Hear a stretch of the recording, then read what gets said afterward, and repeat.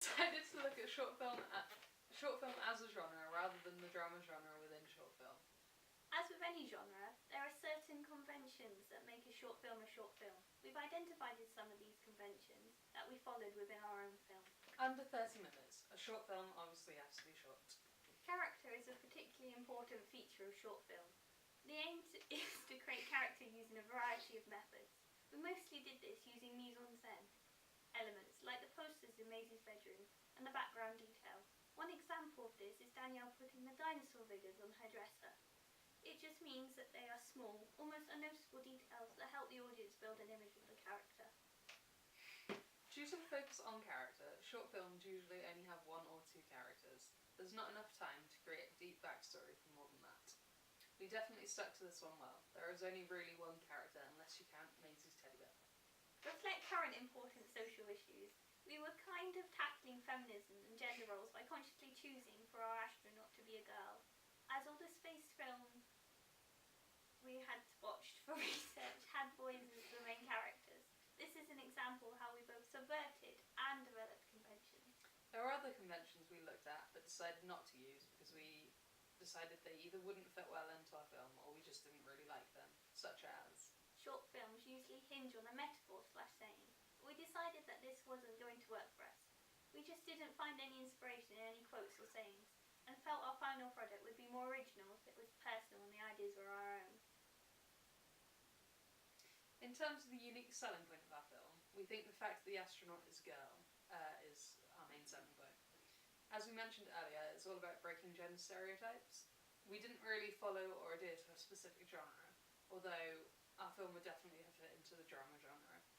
We researched short films that were similar to ours and looked at the kind of conventions that they used within a kind of space-themed subgenre. Short films usually contain a plot twist. Our original idea would have contained a plot twist in the fact that the audience would be unsure whether the protagonist actually went to space or not, but we decided to cut some of this out due to lack of usable footage. I think it was mostly down to time constraints and bad planning, but if we were to do it again, that would definitely be something we'd consider using, and that we'd make sure to have a plan that fitted with our schedules.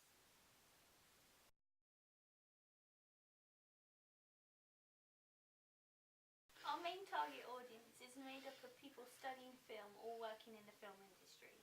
This includes teachers. We know this because of the research we carried out whilst visiting York Film Festival.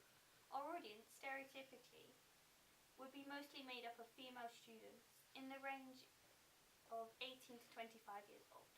We know this is generally the audience for feature-length drama films from our research from our AS year. As most short films are distributed and marketed on the internet and short film festivals, the 18 to 25-year-olds are the most likely to be watching this kind of content. The space theme was present throughout all of our blogs, which is an example of marketing and how we could create a marketing package for our short film. The posts were largely space-related, e.g. backgrounds, images, and other things that would be, like related to space. The blogs themselves were created using similar colour schemes, mostly darker colours to represent space, and had space-themed header images / writing. There are a few different things that would be considered part of our marketing package. We had 3 different posters on in total to make a set, as we each had to design our own poster. This is similar to how most feature-length films would have 3 or 4 different varieties of the same poster in order to better market their product. Sometimes feature-length films would get artists or to do posters or other promotional artwork to raise awareness of the film and to make iconic film posters. Magazine reviews would be a good way to get the attention of our target audience, convincing them to come and watch our film. Also, with good names, magazines such as Empire, Little White Lies and Sight and Sound are trusted with their opinions on films. The magazine reviews would also come with promotional shots, like we have used in our own reviews. These are extras towards the film and entice an audience to see what the actual film looks like. To give the audience of the magazine a behind-the-scenes look of our film. If our film was a feature-length film, we likely would have used social media more to promote our film, for example Facebook and Twitter pages, to update fans on our progress. The theme represents how it all ties together. as a marketing package, in similar ways to how a feature-length film would have a website where fans can play games and download content. One example of this is the Transformers film website, where fans can decide their own robot and download screensavers. This is also marketing, as it's like free. The film we've chosen to compare our short film to is called Shoot the Moon. We looked at this film on our blogs when we were doing research, as it was based around a similar premise of an astronaut who wants to go to space. And we took cues from this film when it came to things like posters and text for our credits. This film doesn't appear to really have any reviews written about it, but there are short texts and links to film featured on several websites dedicated to nerd culture, e.g. comics, science, etc. This could be an advantage that our film has over and above other films in terms of marketing. Short film Shoot for the Moon only has one poster, but it's a poster that is recognisable and has the iconic quality that feature-length film posters often have. This production is probably better funded than our film, which explains why the production company have better quality marketing materials. Obviously, our marketing package as a whole is not as effective as it would be for a well-known production company due to their reputation and previous product/experience. As the budget would be bigger, if it were bigger, more well-known company would be able to pay in order to distribute our film. However, our film being a short film means that we can market it on websites such as YouTube free. Obviously, our production company was under time restraints due to college and A-level deadlines, and the fact that we had a blog to run as part of our coursework, and that obviously wouldn't be the case for most people making and distributing short films, as they'd have a team of people to do work like storyboards, shot lists for them. So this is sort of an advantage that bigger film companies have over us as a small film company. Our access to locations, actors and equipment due to being affiliated with Bridgewater College puts us at an advantage when it comes to filming and creating the final product. If we are an independent production company, we would have to save to afford equipment like cameras, tripods, lighting and other recording equipment. But also, the Macs and programs like Photoshop and Premiere Pro are available within inside the college. This is an advantage we have over most production companies.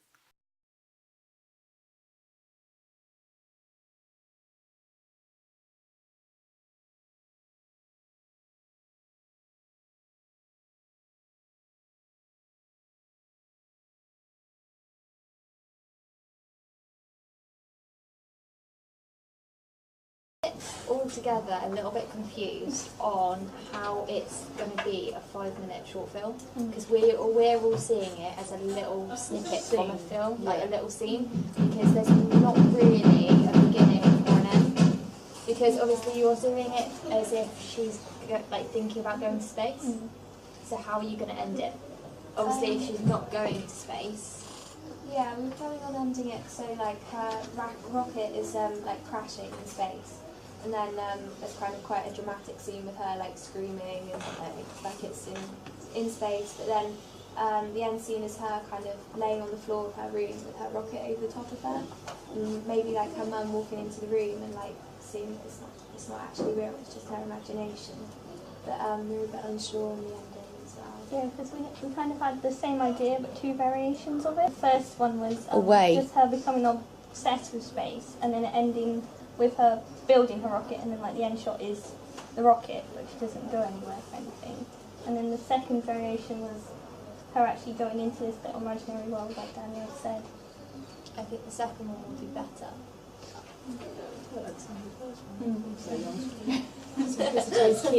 Perhaps we need a vote. So what was which one you're going to do? first idea? Hands up. Second idea, hands up.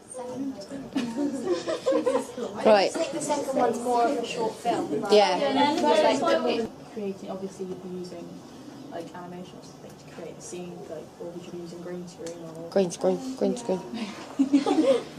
right? I didn't say that. We did contemplate stop motion, but we thought it You could do a bit of both, really. Yeah, we weren't sure how time consuming Very. Yeah. it would be. Stop motion takes a bit of time to Yeah, and because we're not experts on it. Hi, in terms of, like, you know, you said about the bear, like, was like pushing buttons and levers and things. Instead of the person in the costume, did you think about manipulating the bear at all, like, say with strings or with like a rod? We were thinking of doing it so she's kind of holding the bear's hands and doing it like that, and then kind of cutting to her imagination doing it, so like the actual person doing it. Instead of having like a person dressed up as a bear, maybe have the person dressed up, like if it was a guy, have them in like a brown suit and a tie. Yeah. Like an actual bear costume. Yeah.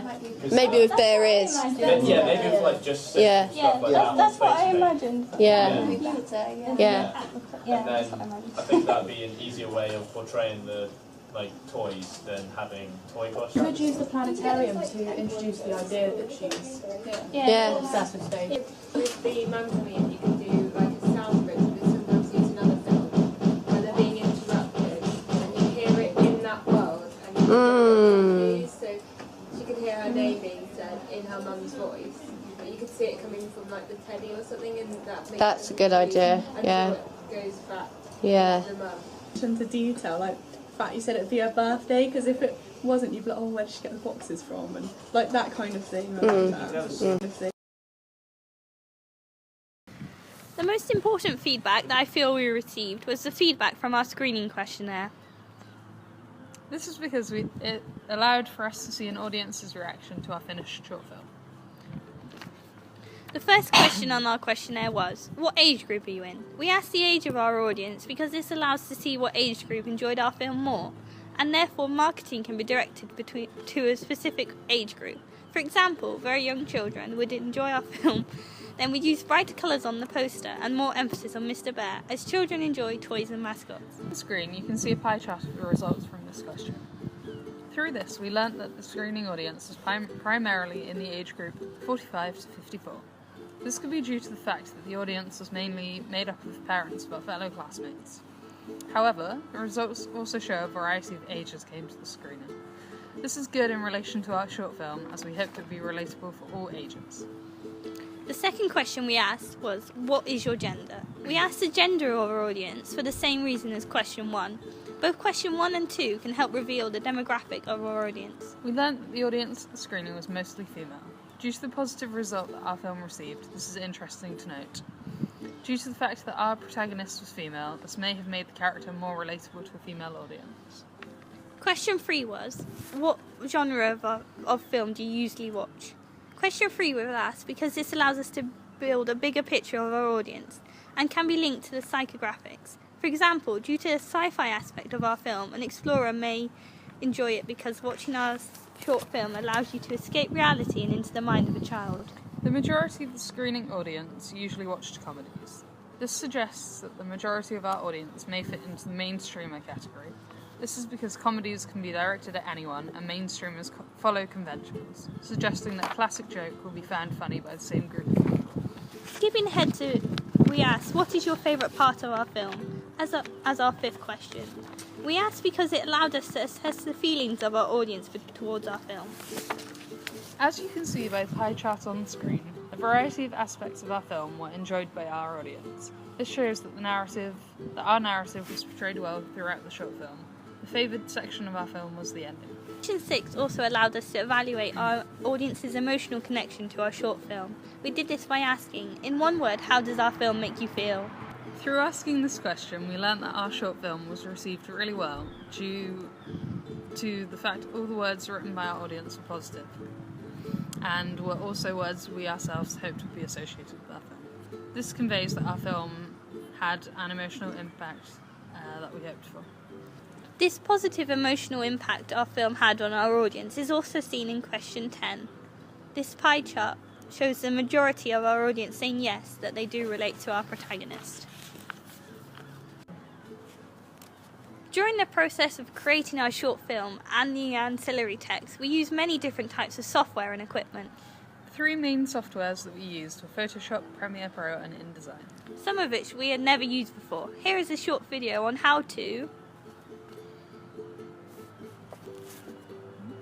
I have used Photoshop before due to the fact that I also studied graphic design at A2. I feel that therefore I had an advantage in creating my poster, but as we were working as a group, I was able to share some of my knowledge on how to use Photoshop whilst still creating individual actions.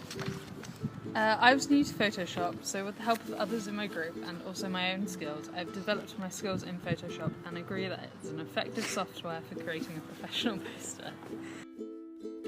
The main tool we used was the Quick Selection tool. We used this to edit our actress out of the original photo we took of her and bring her onto our posters. We did this simply by drawing over our actress with this tool and copy and paste. This was easy to do because we took our pictures with a white background. There was no other colour or texture to interfere with the image. I also did this on my poster with the cardboard stars that are featured in the background of my poster. I created these stars by hand with cardboard and tinfoil and scanned them into the computer with a white background. Another main tool that we used while creating our posters was the Move tool. This allowed us to position all the features of our poster, including the font and images. One important feature that made our poster look professional was the website DavFont. DavFont allowed us to search for fonts that would not only fit the theme of our poster, for example, a space-themed font similar to the font that I used on my poster, or a more childlike hand-drawn feel that the text on my poster has. The font tells you the licensing of the font that you wish to use. For example, if the font says 100% free, then this font is for both personal use and commercial use.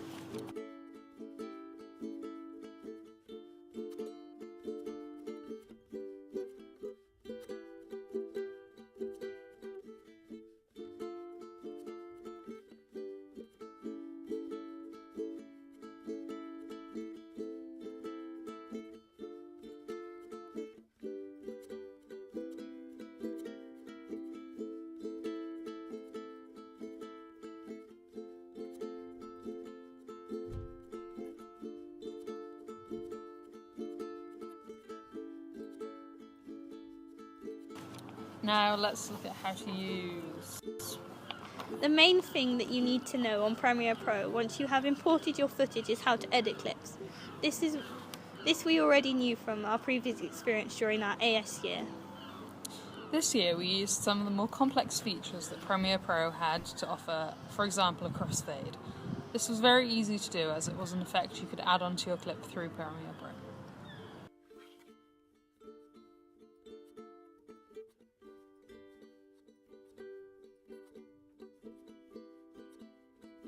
Another technique we used was changing the levels of the sound.